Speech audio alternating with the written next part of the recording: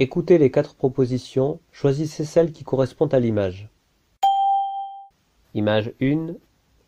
A. Dépêche-toi, le TGV va partir. B. Je serai en retard. Je viens de rater le bus. C. Je prends un taxi et j'arrive. D. Je suis à la station de métro. Je t'attends.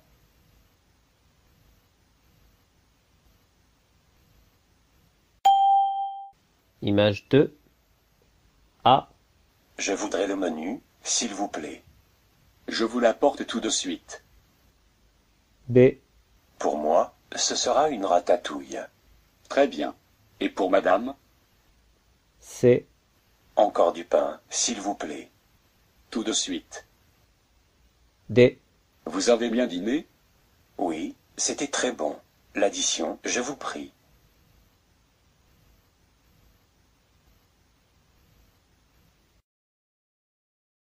Écoutez l'extrait sonore et les 4 propositions. Choisissez la bonne réponse. Question 3. Tu vois quelque chose? A. Non, je ne vois rien. B. Non, je ne vois plus. C. Non, je ne vois jamais. D. Non, je ne vois nulle part.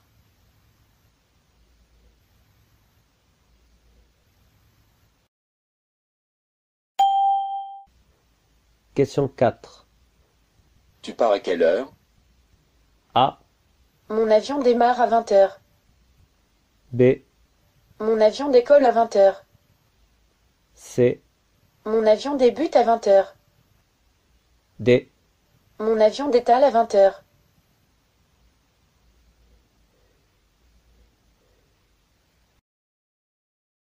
Écoutez le document sonore et la question. Choisissez la bonne réponse. Charmant, musclé, amusant.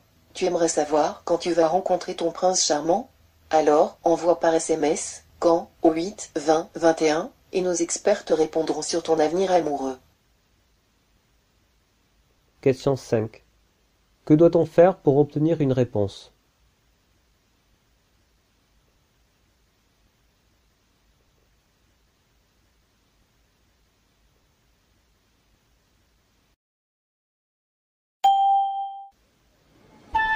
Nous informons les voyageurs que suite à des travaux, le RERC ne desservira pas les stations entre Javel et Gare d'Austerlitz. Si vous désirez vous rendre à la gare, un bus est à votre disposition en face de la sortie 1. Question 6. Que doivent faire les passagers qui veulent se rendre à la gare?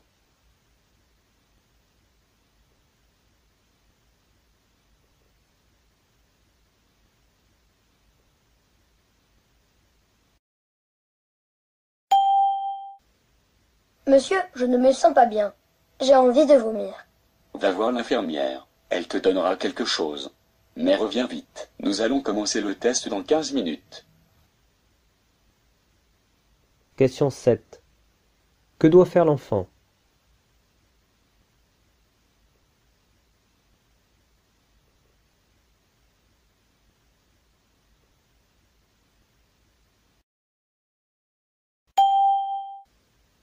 Bonjour. Vous êtes ici pourquoi? Je désire déposer mon dossier de titre de séjour étudiant. Veuillez attendre dans la file de gauche. Pardon, j'ai une question. Il faut bien 2 photographies d'identité? Non, il en faut 3.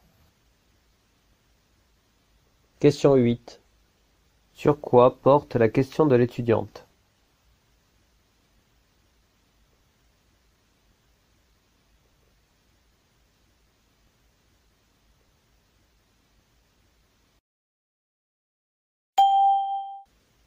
Tu peux me donner ton avis? Bien sûr, Laura. J'hésite entre ces 2 robes. Celle-ci, je la trouve magnifique, mais un peu chère, et celle-là est bon marché, mais je pense qu'elle n'ira pas avec les escarpins que je veux mettre pour le mariage de Luc. À ta place, je prendrai les 2. Question 9. Que fait Laura?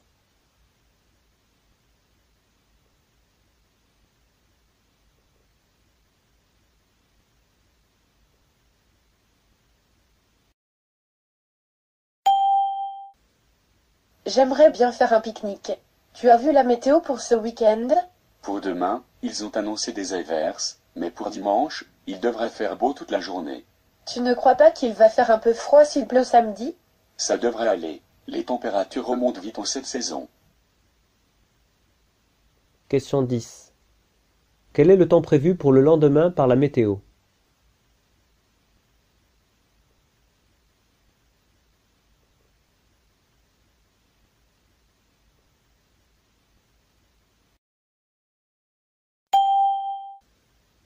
La rentrée s'est bien passée? Comme ci comme ça. Il y a un nouveau prof qui n'a pas l'air sympa. C'est peut-être seulement une impression. Peut-être, mais il nous a donné une énorme bibliographie à lire impérativement avant la fin de l'année, et il a dit qu'il poserait plusieurs questions sur ces livres. C'est ça la littérature, Yann. Tu n'es plus au collège. Question 11. Quel bilan Yann tire-t-il de sa rentrée au lycée?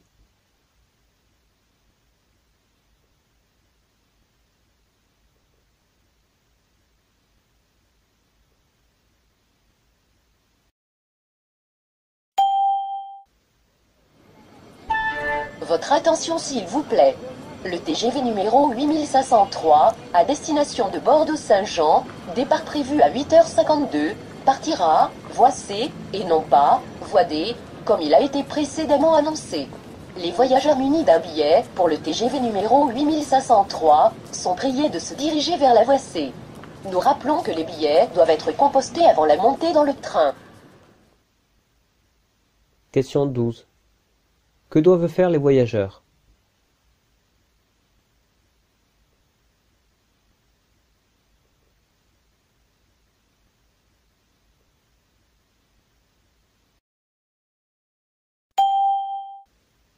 Bonjour, je voudrais ouvrir un compte chez vous et, si possible, j'aurais besoin d'une carte bancaire dès aujourd'hui. Aujourd'hui? Ah, ce n'est pas possible.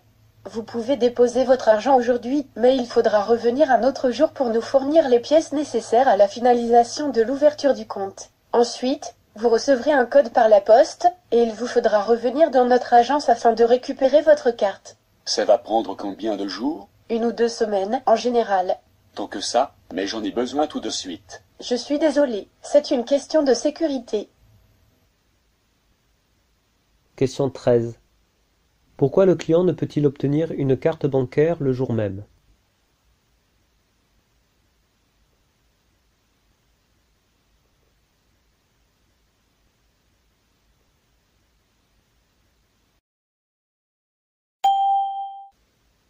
Alors Vincent, ça va mieux, ta jambe? Oui, on me retire le plâtre dans 2 jours. Ce n'est pas trop tôt. Je commence à franchement m'ennuyer. Ne me dis pas que je suis le seul à t'avoir rendu visite. Non, quand même. Ma mère et ma sœur sont venues m'apporter de bons petits plats, et même quelques-uns de mes étudiants sont venus me voir pour me demander de mes nouvelles. C'est sympa, ça. Très. Mais j'ai quand même hâte de pouvoir me remettre au travail. Question 14. Qu'apprend-on sur Vincent?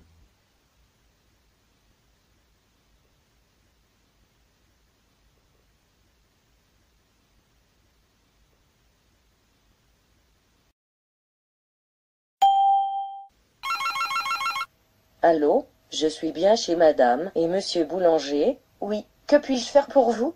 Je suis Madame Lebas, la mère de Manon, qui est dans la même classe que votre fils. Ça fait plusieurs fois qu'elle rentre en se plaignant qu'il lui a tiré les cheveux. Ah, vous êtes la mère de Manon? Eh bien, vous direz à votre fille d'arrêter d'insulter mon fils parce qu'il n'est pas aussi riche qu'elle.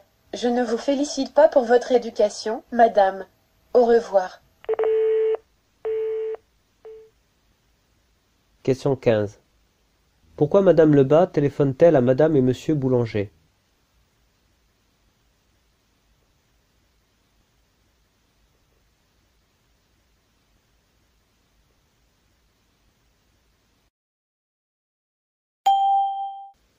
Si on se faisait une toile ce soir, ça te changerait les idées. Ça ne me dit pas grand-chose. Écoute, je sais que Jérémie t'a laissé tomber comme une vieille chaussette, mais il faut passer à autre chose. Ça fait quand même 3 mois. C'est facile pour toi, Patricia. Tu as Patrick qui t'adore. Question 16. Pourquoi Patricia propose-t-elle à son amie d'aller au cinéma?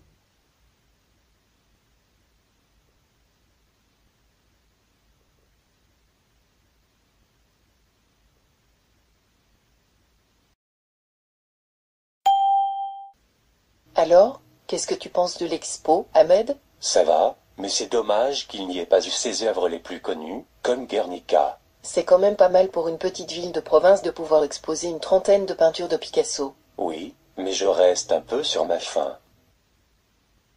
Question 17. Pourquoi Ahmed est-il mécontent?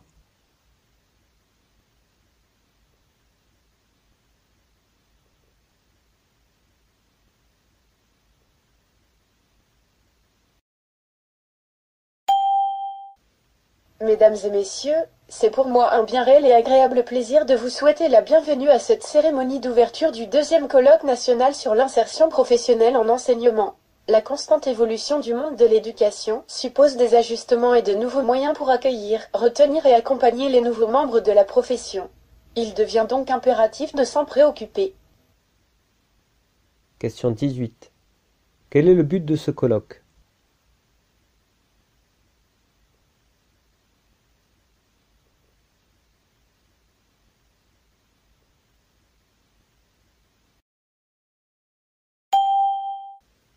Votre parcours est très intéressant.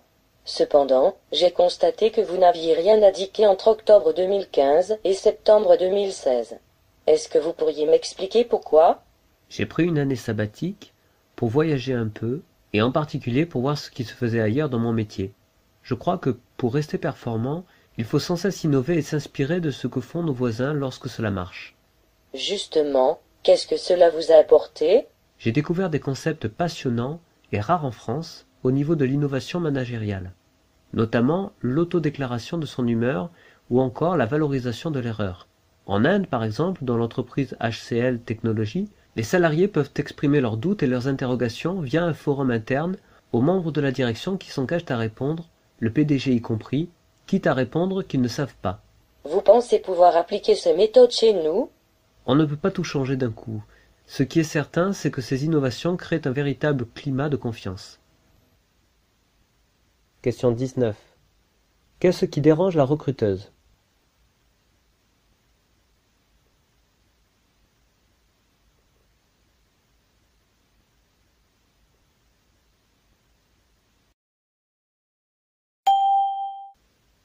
« 500 millions d'amis, et vous, et vous, et vous ?» Question sur les dangers de Facebook et les réseaux sociaux. Que devient la vie privée? Comment la protéger? Comment éviter que des informations ne nuisent à un candidat à l'embauche? Pour intervenir, 01 45 24 7000 dès 17h ou franceinter.com. Le téléphone sonne, Alain Bédoué, ce soir à 19h20. Question 20. Quel est le sujet de l'émission de ce soir?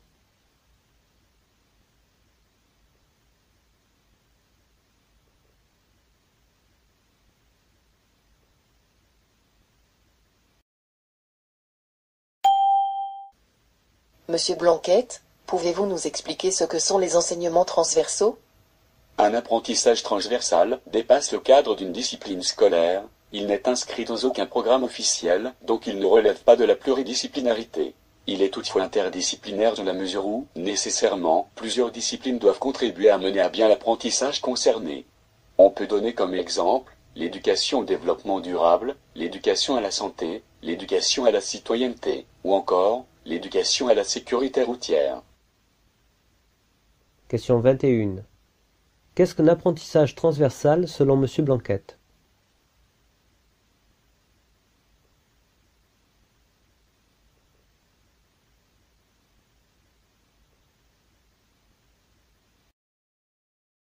Écoutez le document sonore et les deux questions. Pour chaque question, choisissez la bonne réponse. Bonjour Marion. Bonjour monsieur. Assis-toi et dis-moi tout. J'ai demandé à vous voir parce que je n'arrive pas à me décider à propos de mon mémoire. J'hésite entre une étude comparative ou bien me consacrer à un seul roman et, à vrai dire, je ne sais pas trop sur quelle œuvre je devrais travailler. Tes hésitations sont tout à fait normales. Tu n'es pour l'instant qu'à la genèse de ta réflexion, et pour qu'elle puisse aboutir, tu dois effectuer une rétrospection. Pose-toi tout d'abord les bonnes questions. Qu'est-ce qui t'a poussé à étudier la littérature? Quels auteurs, quels thèmes te passionnent réellement? Une fois que tu auras répondu à ces questions, tu pourras présélectionner des œuvres sur lesquelles tu aimerais travailler et réfléchir alors aux éventuelles problématiques. Question 22. Pourquoi Manon a-t-elle demandé un rendez-vous?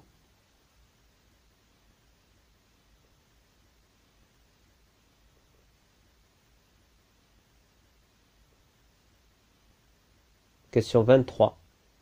Que lui conseille le professeur?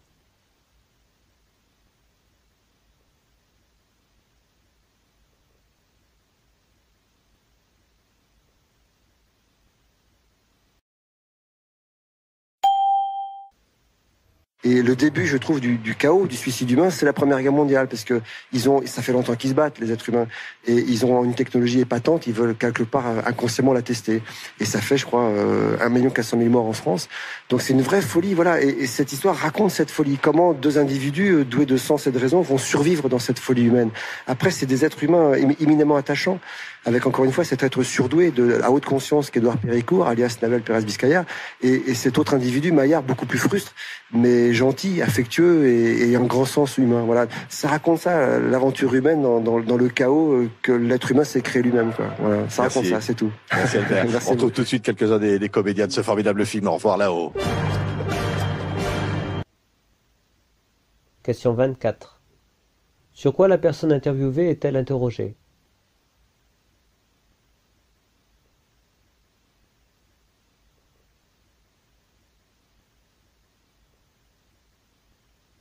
Question 25. Que nous apprend la personne interviewée?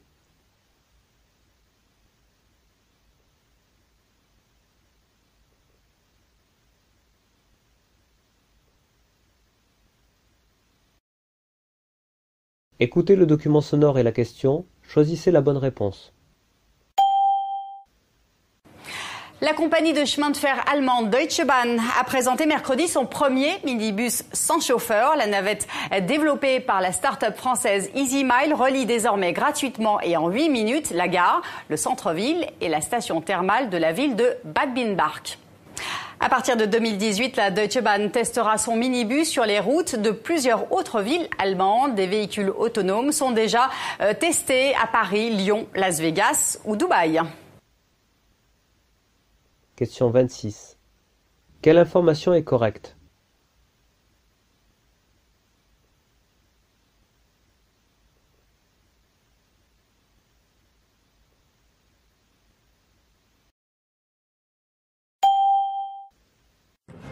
Pour sa 10e exposition d'art contemporain, c'est un parcours totalement inédit que propose le château de Versailles à ses visiteurs. Un parcours dans les jardins qui ressemble à celui que l'on faisait faire autrefois aux ambassadeurs et aux invités de marque. Une promenade artistique et poétique avec comme thème principal le temps qui passe.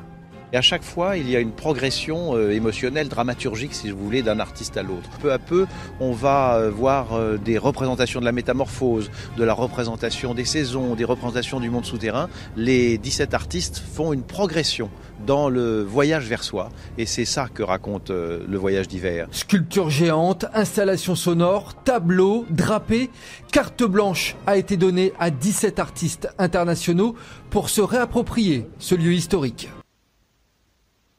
Question 27. Quel est le but de cette exposition?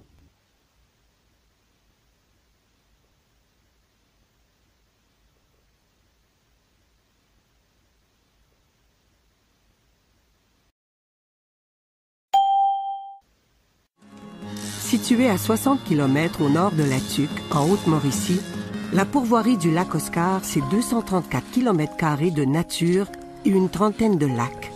Jusqu'à la construction de la route forestière en 1987, la seule façon d'y accéder, c'était l'hydravion. Ce somptueux territoire est une belle histoire de famille depuis 3 générations. Monique Farrar, première femme à diriger une pourvoirie, puis son fils Donald pendant 42 ans et depuis très récemment sa fille Léa. Elle vient de reprendre le flambeau de cette entreprise familiale plus grande que nature. Question 28. Qu'est-ce qui caractérise la pourvoirie du lac Oscar?